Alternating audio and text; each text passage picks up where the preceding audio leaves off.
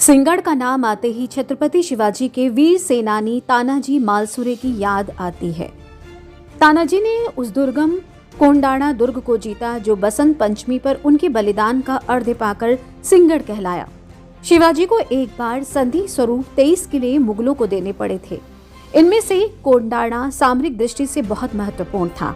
एक बार माँ जीजाबाई ने शिवाजी को कहा कि प्रातःकाल सूर्य भगवान को अर्घ्य देते समय कोंडाणा पर फहराता हरा झंडा आंखों को बहुत चुभता है। शिवाजी ने सर झुकाकर कहा, माँ आपकी इच्छा मैं समझ गया, शीघ्र ही आपका आदेश पूरा होगा। कोंडाणा को जीतना आसान नहीं था, पर शिवाजी के शब्दकोश में असंभव शब्द नहीं था। उनके पास एक से एक साहसी योद्धाओं की भरमार थी। वे इस बारे में सोच ही रहे थे कि उनमें से सिरमौर तानाजी मालसुरे दरबार में आए। शिवाजी ने उन्हें देखते ही कहा, तानाजी आज सुबह ही मैं आपको याद कर रहा था। माता की इच्छा कोंडाणा को फिर से अपने अधीन करने की है।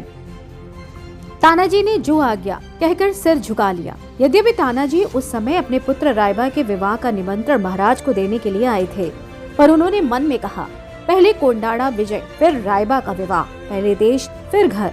वे योजना बनाने में जुट गए। 4 फरवरी 1670 की रात्रि इसके लिए निश्चित की गई। कोंडाणा पर मुगलों की ओर से राजपूत सेनानी उदय भानु 1500 सैनिकों के साथ तैनात था। तानाजी ने अपने भाई सूर्याजी और 500 वीर सैनिकों को साथ लिया। दुर्ग के मुख्य द्वार पर कड़ा पहरा रहता था। पीछे बहुत घना जंगल और ऊंची पहाड़ी थी।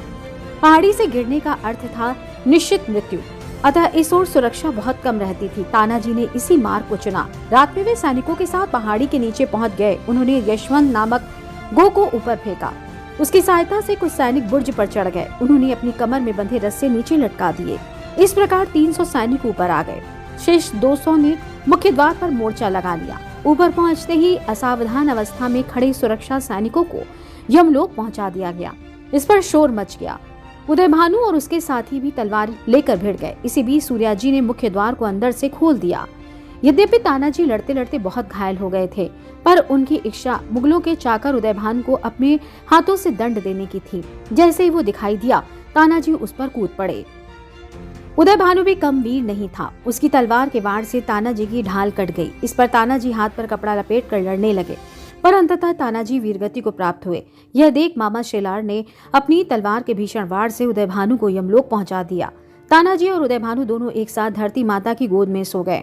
जब शिवाजी को यह समाचार मिला तो उन्होंने भरे गले से कहा, गढ़ तो आया पर मेरा सिंह चला गया। तब से इस किले का नाम सिंहगढ़ हो गया। किले के द्वार पर तानाजी की भव्य मूर्ति तथा समाधि निजी कार्य से देश कार्य को अधिक महत्व देने वाले उस वीर की सदा याद दिलाती है। गुजरात से हमारे संवाददाता चंद्रकांत सिंह पुजारी की ये खास रिपोर्ट। खबर सबकी सीधे आप तक।